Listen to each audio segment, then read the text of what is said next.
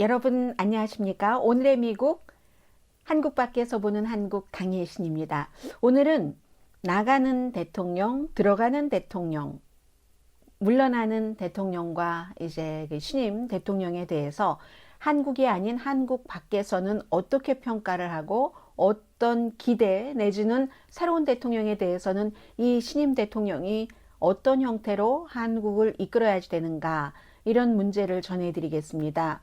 먼저 그 문재인 대통령에 대한 평가, 이제 문재인 대통령의 임기가 얼마 남지 않았기 때문에 그 즈음, 물러날 때쯤이 되면은 해외 언론에서 대대적으로 문재인 대통령의 5년 동안을 평가할 수도 있고 하지 않을 수도 있습니다. 아마 이번에는 하리라고 생각이 됩니다만은 조금 일찍, 어차피 지금부터 2개월 동안은 인수 과정이기 때문에 미리 평가한 매체가 있습니다. 제가 많이 찾아봤는데 한 군데, 그러나 그 한 군데가 굉장히 권위가 있기 때문에 전해드리겠고, 그리고 그 윤석열 당선자에 대해서는 한국에서 지금 막 여러 가지 얘기들이 오고 가겠죠. 이거 뭐 억울해, 아니야, 앞으로 5년을 어떻게 참어 하면 하다가 또 정말 잘할 것 같아. 그런데 맨 앞에 제가 전해드릴 것은 Foreign Policy에 실린 한 전문가의 기고문인데, 이분은 완전 혹평을 한, 그것도 굉장히 감정이 많이 드러나면서 그런 글을 하나를 소개해드리고, 또 하나는 잡지 Fortune은 아무래도 경제잖아요. 그래서 경제에 포커스를 두고 한 것. 또 하나는 정말로 미국식 워싱턴 포스트의 사설은 윤석열 당선자를 어떻게 받아들이고 있느냐. 네 번째는 그 나라와 전혀 상관이 없이 한국이라는 정말 경제 대국이고 세계에서 큰 역할을 하고 더 큰 역할을 할 수 있는 한국의 차기 대통령은 어떻게 국정을 이끌어가야 되는가, 이런 것을 상당히 객관적으로 제시를 했다고 생각이 됩니다. 이런 내용들을 전해드리겠습니다. 먼저 문재인 대통령의 임기에 대해서는 딱 제가 볼 때 그 한 군데 매체에서만 현재로서는 구체적으로 보도를 했는데, 그 한 군데 매체가 무척 아주 권위가 있기 때문에 전해드립니다. 어떤 분은요, 이코노미스트를 제가 전해드릴 텐데 자주 인용을 하고요. 이코노미스트는 저뿐만이 아니라 세계의 많은 그 전문가들이, 또 저널리스트, 이런 그 미디어에서 일하는 사람들이 존중을 하고 어떤 표준으로 삼고 있습니다. 그런데 또 어떤 분들은 이코노미스트에서 한국에 대해서 좋은 보도도 나가고 또 나쁜 보도도 나가고 본인들이 생각하실 때요. 사실은 그게 사실일 확률도 아주 높은데, 그런 보도를 해드리면 이코노미스트는 일본이 주인이야 막 이러면서 아주 당당하게 얘기를 하시는데, 이코노미스트의 사주가 일본 사람 아니거든요. 여기까지만 말씀드리고요. 이코노미스트가 문재인 대통령을 어떻게 평가를 했느냐 하면은, 문재인 대통령 자신의 높은 표준에 따르면 문재인 대통령은 실패했다. 이게 끝이 아니에요. 2017년도에 5월 달에 정말 그러한 일들이 있었고, 취임을 해서 5월 달에 취임을 해서 뭐 사회, 정치, 경제적으로 리뉴 단추를 누르겠다, 다시 한번 이걸 세워보겠다라고 얘기를 하면서 정치와 재벌의 결탁을 없앤다고 했고, 대통령 집무실을 광화문으로, 서울 중심으로 밖으로 나오겠다고 했고, 시민과 그로 인해서 자주 대화를 하고요, 당파를 없앤다고 했고, 한반도 평화를 가져올 것이다 라고 얘기를 했는데, 문재인 대통령의 이 같은 공약에 대해서 본인이 표준이 까다롭기 때문에 그럼 다 실패했다는 겁니다. 처음에 정치와 재벌의 결탁을 없앤다. 이것은 뭐 삼성 얘기를 그렇게 많이 했지만, 그리고 문재인 대통령이 집권한 이후에 처음에는 문재인 대통령을 많이 지지했었던 매체와 그런 무슨 뭐 이런 매체에서, 언론 매체에서 일하고 있는 사람들이 마치 금방 뭐 삼성이 다 어떻게 무너질 것처럼 했는데 어떻게 됐습니까? 그게 그렇게 안 되는 거예요. 며칠 전에 어떤 잡지가 지적을 했었죠. 제가 여러분들께 방송을 해드렸는데, 한국의 차기 대통령은 지금까지 박정희 전 대통령 시대 때부터 약간의 강약의 차이는 있었지만 재벌과 어느 정도 협치를 하지 않고는 한국 경제가 굴러갈 수가 없다. 그래서 새로운 대통령도 누가 되든지 이제 결론이 나오기 전에 얘기예요. 재벌 또 스타트업과 화합을 하면서 정부 주도로 경제를 이끌어 나갈 수밖에 없을 것이다. 뭐 이런 얘기를 했잖아요.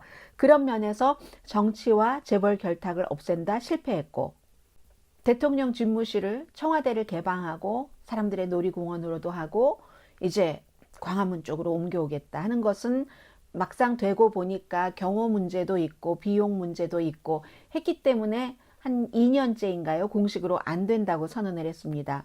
이거 자신의 공약 실패했고, 지금 현재 그 윤석열 후보가 이렇게 하겠다고 얘기를 하고 있잖아요. 여러 가지 어려운 점이 있겠죠. 빌딩이 그렇게 높고 하면은 뭐 저격수들이 여기저기서 그 호시탐탐 뭔가를 기획을 할 수도 있고, 많은 문제, 뭐 방탄 유리를 만드는데 돈이 얼마나 많이 들 것이며, 그런데 이 문재인 그 전 대통령도 그 후보 때 공약을 했기 때문에 그런 것들 비용 같은 거 다 감안하지 않았겠어요. 그래서 어쨌든 그 당시에는 안 됐는데 지금 윤석열 그 당선자는 한다고 하고, 당파를 없앤다. 이건 말씀드리지 않아도 되고요. 한반도 평화, 이 내용은 제가 그 문재인 대통령이 한창 김정은 위원장과 회담을 하고 또 도널드 J 트럼프 대통령이 김정은 위원장과 회담을 할 때 다 된 것처럼 한국에서 너무 많이 보도를 해서 그게 아니다. 이렇고 이래서 이게 안 된다. 이렇게 해서는 안 된다라고 보도를 많이 해드려서 그 당시에 굉장히 진보로부터 욕을 무척 많이 먹었었던 그런 이슈입니다. 그런데 이코노미스트가 2개월 남았지만 위에 얘기한 것이 하나도 안 됐지만 청와대도 여전히 거기 있고, 박근혜 전 대통령은 사면을 했고, 문재인 대통령이 이재용 씨도 가석방을 했고, 다른 재벌들 여전히 한국 국가 경제의 중심에 있다는 것을 보여주고 있고, 일반 시민들은 너무 힘들게 집값 문제 더 이상 말씀 안 드려도 되고, 젊은이들 일자리들 뭐 부분적으로 표에도 나왔고, 당파 싸움은 지속되고 있고, 북한은 심지어 비무장지대에 뭐 연락사무소도 날려보냈잖아요. 폭파했잖아요. 그러면 문재인 대통령이 어떻게 기억될 것인가? 본인의 까다로운 기준으로는 실패했지만 실패한 대통령으로 기억될 것인가? 이코노미스트는 그렇지 않다고 단언을 합니다. 코비드 19에서 다른 부자 국가들보다 한국이 훨씬 잘했다는 거예요. 물론 최근에 뭐 37만 명, 뭐 엊그제 7천 명 정도 확진자가 줄어들기는 했지만 그렇게까지 올라갔지만, 그럼에도 불구하고 OECD 국가 가운데서 덴마크를 빼고는요, 인구당 사망자가 가장 적은 나라가 한국이라는 겁니다. 여기에 국민이 협조를 한 것, 뭐 이런저런 것들이 많이 있지만 그래도 중추적인 것은 정부의 역할이었다는 거죠. 뭐 이 문제도 어떻게 그렇게 그게 뭐 문재인 대통령이 잘한 거야? 국민들이 잘해서 그렇지라고 얘기를 하기도 하지만 그렇진 않죠. 아무리 여러분들께서 그 문재인 대통령을 싫어하시고 우파, 나는 우파야 라고 한다 할지라도 정부가 주도하지 않았으면 그렇게 깔끔하게 락다운 없이 샷다운 없이 덴마크를 제외하고는 이렇게 많은 상황에서 그 사망률이 그렇게 적게 나올 수가 없는 겁니다. 물론 2015년 메르스 사태 이런 것들 때문에 그 국가 경제 시스템 그 헬스케어 시스템이 확보된 것도 사실이지만, 그것이 그 당시에 확보가 됐어도 문재인 대통령이 잘못 활용도 못하고 했으면 어떻게 할 뻔했습니까? 잘 한 거잖아요. 그리고 이제 코비드 19에 관한 마스크라든가 여러 가지 테스트 기구라든가 이런 것들을 백신을 제외하고 충분히 생산할 수 있도록 한 그런 것들은 높이 평가를 하고 있습니다. 그게 바로 또 하나가 세계 문화적인 것. 이 문화적인 것도 말씀 안 드려도 다 아시는 기생충, 뭐 넷플릭스, BTS, 또 블랙핑크, 기타 등등. 이것도 사실은 물론 김대중 전 대통령 때부터 시작된 것은 분명합니다. 그 당시에 지금 이제 차기 대통령이 일본과 화합을 한다고 그걸 시작하기 전부터 비난하시는 분들이 많지만, 비난하시는 그분의 그룹에 속해 있는 그 그룹이 과거에 지지를 했었던 김대중 대통령이 일본과 한국의 문화 개방을 한 사람이에요. 김대중 대통령이. 그때 시작해서 그 이후에 계속 여러 형태로 무슨 노무현, 이명박, 박근혜, 문재인 대통령까지 블랙리스트 같은 것 없애주면서 문화계에서 그렇게 해서 한국 문화가 세계에서 굉장히 지금 많은 영향력을 미치고 있다는 겁니다. 이런 것들로 지금 한국의 젊은 민주주의라고 표현을 하는데 당연하죠. 1987년부터니까 35살 된 한국의 민주주의 그 이후에 당선된 대통령 가운데서 가장 인기 있는 대통령으로, 역사상 가장 인기 있는 대통령으로 퇴임하는 이유라는 겁니다. 수치가 보여주고 있잖아요. 자유선거로 해서 당선된 대통령 가운데서 물러날 때는 전부 네임덕이네 해서 지지율이 30%그 정도였었지 40%가 넘습니다. 문재인 대통령은요. 당보다도 더불어민주당 뭐 지지율 한 3분의 1 정도 나오잖아요. 그런데 문재인 대통령이 그보다 10%가 높은 40% 나오는 것. 그래서 이코노미스트는 문재인 대통령은 코비드에 대한 대처를 굉장히 잘한 사람으로 기록될 것이라고 얘기를 합니다. 이 점은요. 한국이 막 오미크론 때문에 확진자도 늘어나고 사망자도 늘어나고 미국과 인구비로 비교했을 때도 훨씬 많고 그랬을 때도 잡지 애틀란틱 역시 그럼에도 불구하고 한국은 대처를 굉장히 잘하고 있다라고 무척 아주 인상 깊게 보도를 많이 했었습니다. GDP도 지난해 초에 팬데믹 이전으로 회복이 됐습니다. 2021년도에 4% 성장했고 올해는 3% 성장할 것으로 예상이 됩니다. 앞서 말씀드린 것처럼 문재인 대통령 단독의 성과는 아니지만 그 전직 대통령이 딱 해놨었던 그 여러 가지가 있고 또 반도체 공장 같은 것도 워낙에 한국은 그 자동화가 많이 됐기 때문에 이번에 여러 가지를 해낼 수 있었던 것이죠. 오케이. 공급망이 막 안 되고 이럴 때도 반도체 수출 그 국가로서 오케이로 있었다는 것. 이런 일들이요. 그리고 대통령이 긴급 미팅에서 테스트 키트 빨리 만들으라고 했으니까 그만큼 한국이 된 거고 백신 접종률도 한국은 굉장히 높습니다. 86%잖아요. 가장 높은 국가에 속합니다. 이것도 사실은 어떠한 그 백신 그 접종 테스트 키트를 만든다던가 마스크를 만든다던가 백신 접종을 빨리 시킨다던가 하는 것도 대통령과 더불어민주당이 다수당이기 때문에 빨리 처리되고 쉽게 할 수 있었던 일이기도 합니다. 대통령이 뿐만이 아니라 국민들의 생활의 삶의 질을 높이기 위해서 굉장히 노력을 했기 때문에 무슨 뭐 대기업에서 일하는 시간을 줄이고 그리고 육아에 대한 어떤 뭐 그 아버지도 많이 쉴 수 있게 한다던가 회사에 다니는 사람들이 밤에 보스와 막 술자리에서 엉켜서 의무적으로 해야지 되는 이런 문화를 많이 없애서 일하는 시간을 줄인 것도 굉장히 그 성과로 보고 있습니다. 생활의 질을 높이는 것이요. 물론 생활의 질을 높이는 부분에 있어서는 조금 아쉬운 점도 있다고 지적을 합니다. 예를 들어서 소수인 뭐 동성애자들이라든가 이런 분들에 대해서 굉장히 강하게 처음에는 뭔가를 잘 해주겠다 했는데 하다 보니까 어려움이 많아서 뭐 그냥 흐지부지 된 일들이 그런 부분에서는 있었지만 어쨌든 의회에 더불어민주당이 다수당인 것으로 인해서 민주주의 과정에도 많이 그 도움이 됐고 또 뭐 검찰도 권력을 지금 분산한 그런 의미로 이코노미스트는 해석을 합니다. 그렇기 때문에 이 점에서는 윤석열 당선자가 전임자인 문재인 대통령에 대해서 뭐를 막 수사를 한다고 하면서 굉장히 그 아주 강하게 그쪽으로 밀어붙인다면 왜냐하면 윤석열 당선자의 지지자들은 그렇게 하라고도 할 수 있어요.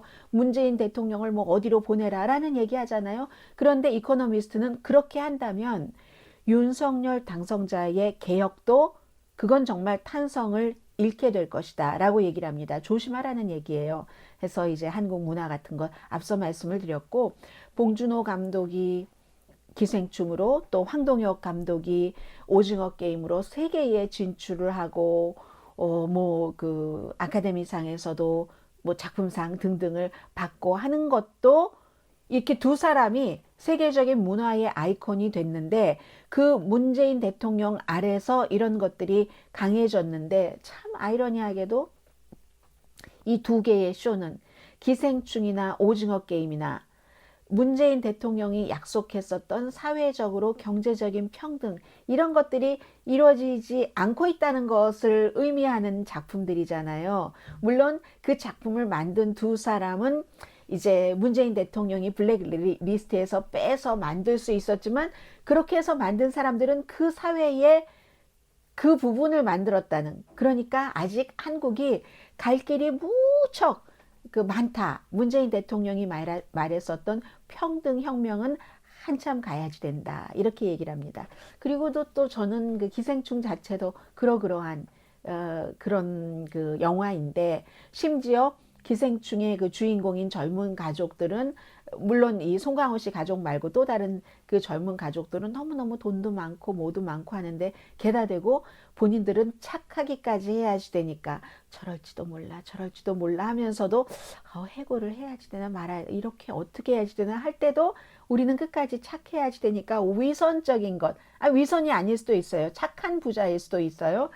그런 영화를 만들었는데도 그 돈은 문재인 대통령이 처음에 들어갈 때 그렇게 개혁을 하겠다 막 이렇게 하고 뭐 공정거래위원회에 누구를 놓고 했었던 그 바로 삼성과 뭐 같은 비슷한 계열인 CJ 돈으로 만들어진 영화라는 거죠. 그렇기 때문에 아주 긍정적인 부분이 많이 있었고, 한국은 기본적으로 구조적으로 앞으로도 가야 할 길이 멀다 하는 이코노미스트의 기사였습니다. 그리고는 이제 그 윤석열 그 당선자에 대해서 말씀을 드리겠는데, 문재인 대통령은 아쉬움이 많을 거예요. 왜냐하면 지금까지 그 전에 10년씩 했었죠. 보수가 10년 하고 진보가 10년 하고, 그러니까 진보가 10년 하고 보수가 10년 하고, 그 다음에 이번이 진보였으니까 진보가 10년을 하는 게 사이클인데 못하고 5년 만에 내려왔잖아요. 자, 처음에 제가 전해드릴 이 내용은 박상윤 변호사라는 포린 팔러시에 굉장히 그 기고문 많이 씁니다. 중요한 무슨 뭐 월스트리트저널이라든가 네이선 팍이라고 워싱턴 DC에서 금융 관련 그 변호사를 하시는 분인데, 이분은 뭐 문재인 대통령 당시에 굉장히 문재인 대통령을 거의 칭송하다시피 했고, 이렇게 말하면 그 박 변호사가 저에게 뭐라고 할지 모르지만 그분이 쓴 모든 글에서 다 나와 있습니다. 박상윤 변호사. 심지어는 어떤 때는 청와대에서 이분이 그 미국 주요 매체에 보낸 글을 번역해서 이거 읽어보라고 하고 뭐 막 그랬었던 정도예요. 그래서 이분이 포린 팔러스의 날짜가 언제냐면요, 대통령 아무튼 확정이 나고 난 뒤에 쓴 기고문인데, 이 기고문에서는 보통 이제 이렇게 뭐가 결정되고 나면은 이렇게 거친 언어로 말하진 않거든요. 윤석열 당선자를 무척 비난을 하는데 제가 말씀드리겠습니다. 여성 혐오와 부동산 세금 인상으로, 뭐 종합부동산 세금, 그 비싼 주택 살고 있는 사람들, 그 세금 인상, 이 두 가지로 아주 작은 차이로 당선된 사람이다. 윤석열 당선자가.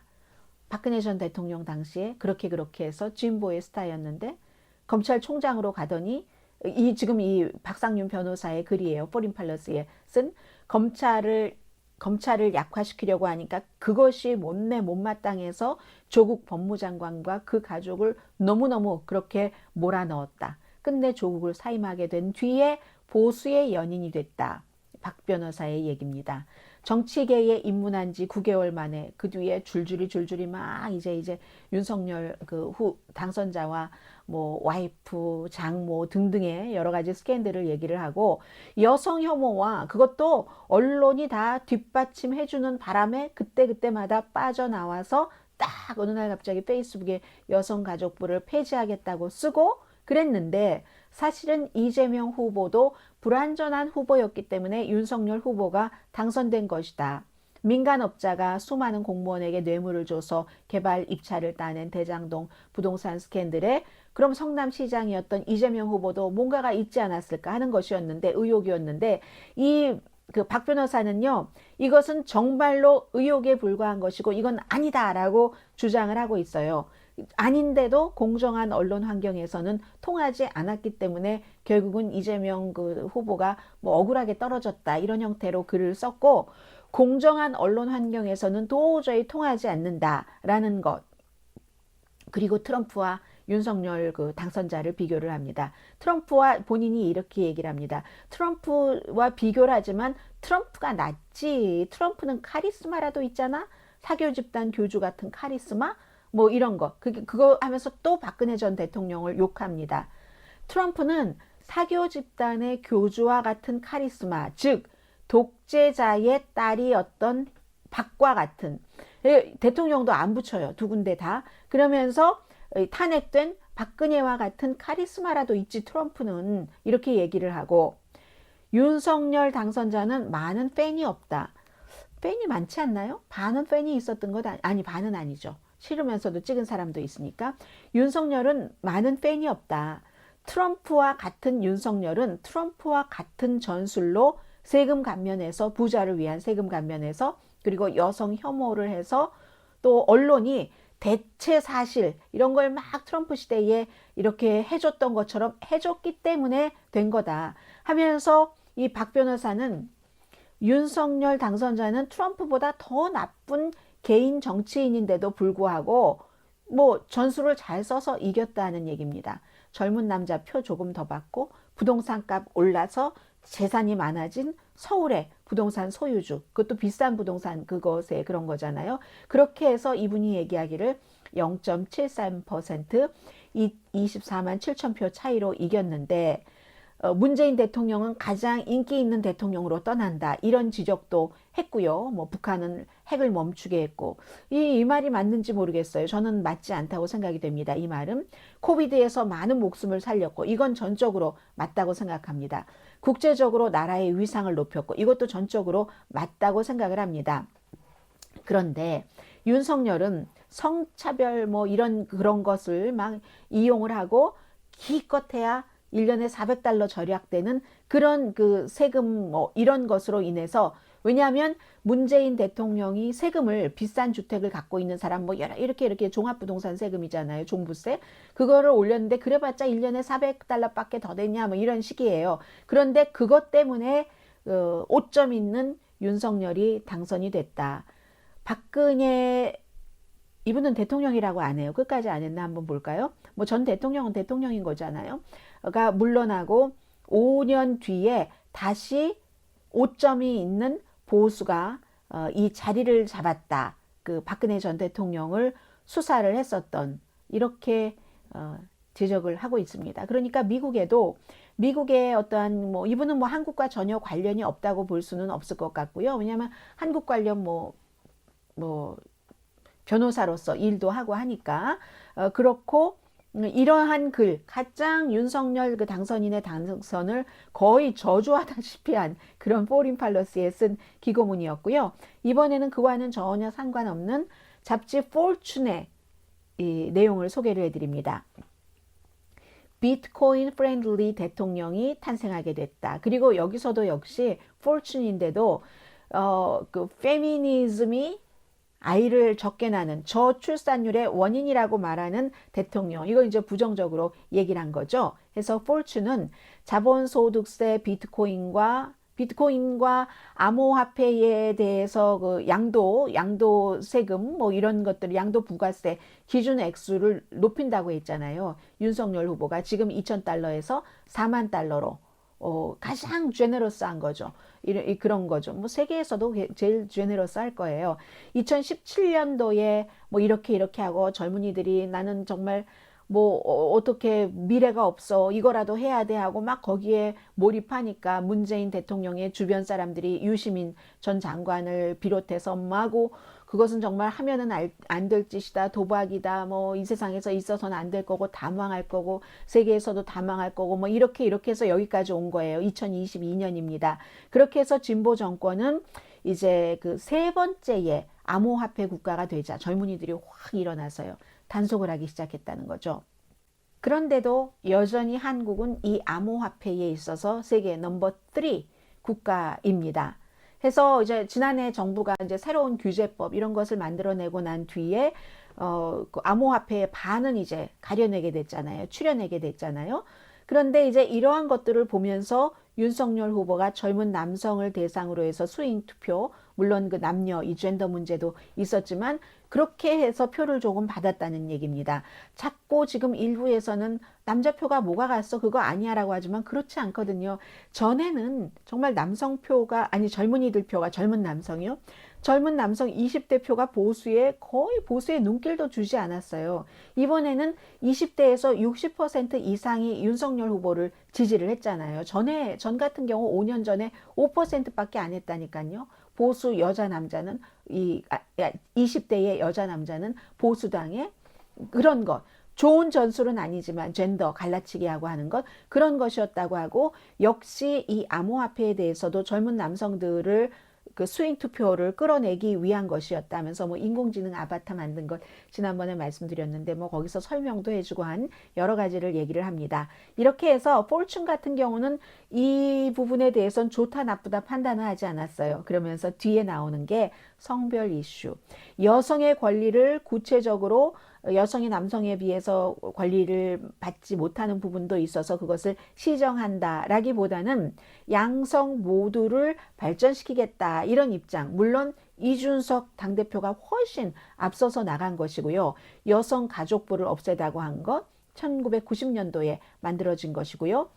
남녀 분리 없는 부서로 하겠다. 이게 이제 리얼미터의 여론조사에서는 남자는 64%가 없애길 원하고 여성은 40%가 없애길 원한다는 거죠. 그동안 이제 여성가족부에서 해왔던 것에 많은 그 비난받은 것도 있고 또 뭐 여러 부처와 일이 겹치는 그런 부분도 있고 해서 얘기가 많이 됐었던 부분이기는 합니다.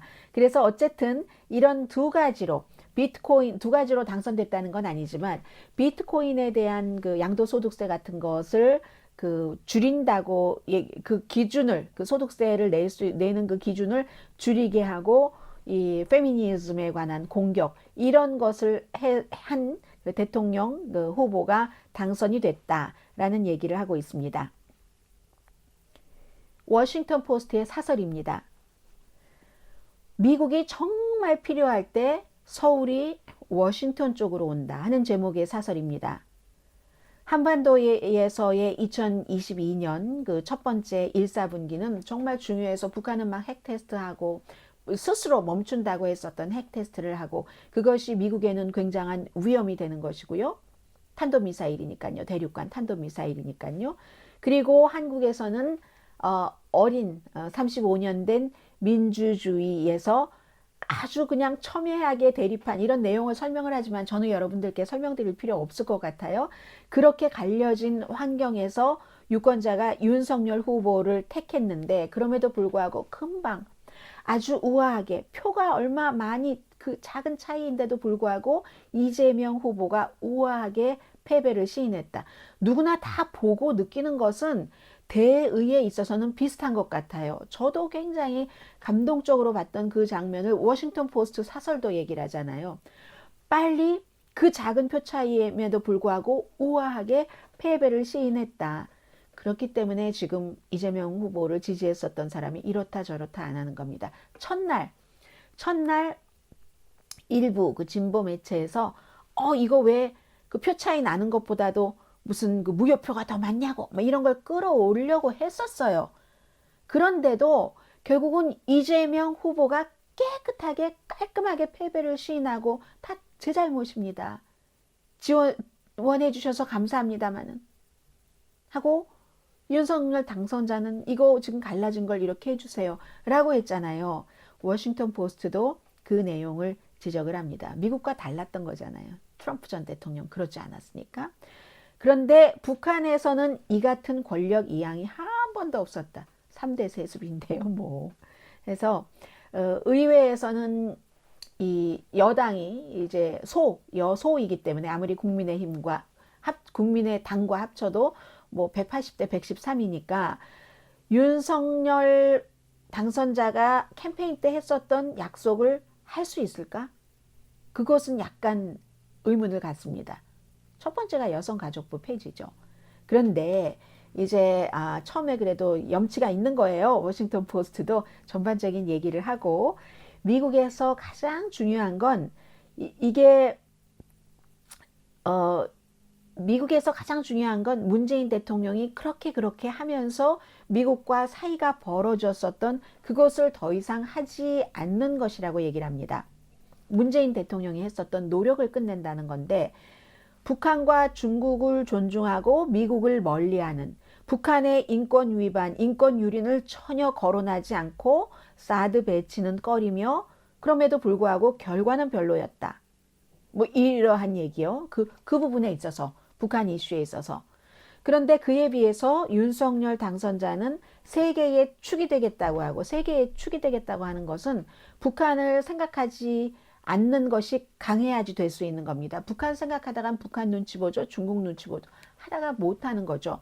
그게 이제 다른 거죠. 해서 그렇기 때문에 윤석열 당선자가 Foreign Affairs라는 그 정책, 국제정치 정책 잡지에 보낸 기고문에서 가장 처음부터 끝까지 강조한 게, 이제 한국은 한반도 이런 데 머무른 게 아니라, 한국 자체만 머무르는 게 아니라 한국의 외교 정책은 북한 문제만이 아니라 세계적인 것, 세계의 축이 돼야지 되는 것이다 라고 얘기를 한 겁니다. 그래서 워싱턴 포스트도 세계의 축이 되겠다면서 국제사회에서의 역할을 강조를 했는데, 경제적으로 강한 것, 그리고 자유, 민주주의의 가치를 대한민국이 나서서 해보겠다는 겁니다.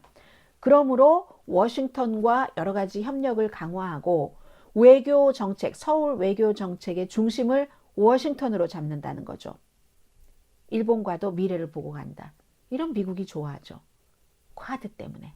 일본, 인도, 호주, 미국이 중국을 겨냥하면서 인도 태평양 지역에서의 뭔가를 함께 해보자는. 윤석열 그 당선자가 쿼드에 곧 가입하겠습니다. 이런 얘기를 하지는 않았지만 그렇지만 그 이재명 그 당선자에 비해선 훨씬 가까운 편이니까요.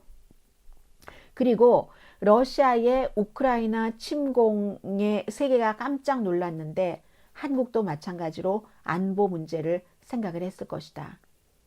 그러므로 한국도 미국이 주도하는 그 한반도, 그 아시아에서의 안보 동맹이 우리를 지켜줄 수 있어? 중국이 어떻게 했을 때, 북한이 어떻게 했을 때, 이걸 회의적인 시각으로 볼 수도 있으니까 바이든 대통령도 윤석열 대통령, 차기 대통령과 이 문제 안심하세요. 우리가 해드릴게요. 이렇게 해드릴게요. 하는 것을 굉장히 활기 있게 진행을 해야지 된다. 이런 얘기입니다. 다른 나라 차기 대통령에게 뭐 바라는 마음이라고 할까요? 그렇게 한 것 중에선 가장 큰 지적이 이코노미스트의 지적으로 현재까지는 보아집니다. 새로운 한국의 지도자는 무엇보다도 국민들이 정치에 대해서 믿음을 갖도록 회복하는 것이 가장 중요할 것이라고 얘기를 합니다. 반면에 아슬아슬한 승리 이후에 진흙탕 싸움은 멈출 시간이다. 드디어 끝났습니다. 파이널리 선거가 끝나서 이게 반부패 그리고 현실적인 외교 정책을 강조한 윤석열 당선자가 탄생을 했습니다. 그런데 그 선거에서 당선되기는 했는데, 윤석열 당선자도 문재인 대통령이 5년 내내 겪었던 문제를 그대로 가지고 가야지 된다는 거죠. 집값 문제, 젊은이들이 기회가 없고 정치의 환멸을 느끼는 것, 해외에서는 중국과 미국 사이에서의 줄타기, 일본과 균형을 어떻게 맞춰야지 되는가, 블라디미르 푸틴의 우크라이나 침공을 보면서 안보 문제를 걱정해야 되고, 또 수출의 4분의 1이 중국인데 중국과 이 문제를 어떻게 하느냐. 결국 이코노미스트는 이 주변 나라의 큰 경제 같은 데도 의존도를 줄이고 동남아시아 다른 여러 나라들과 관계를 더욱 돈독히 하며 일본과도 공통점을 찾아야지 된다고 얘기를 합니다. 미래를 향해서 나가야지 된다고 얘기를 합니다.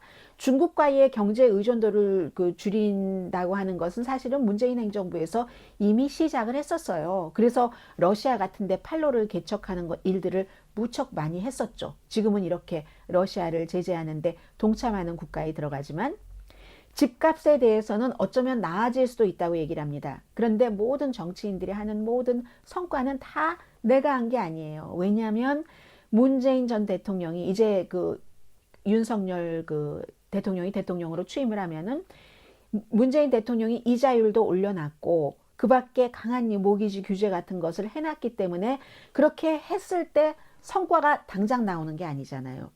그러한 규제에 대한 성과가 윤석열 대통령이 대통령으로 일을 할 때 나올 거라는 겁니다. 노동시장 개혁도 문재인 대통령이 많이 했었죠.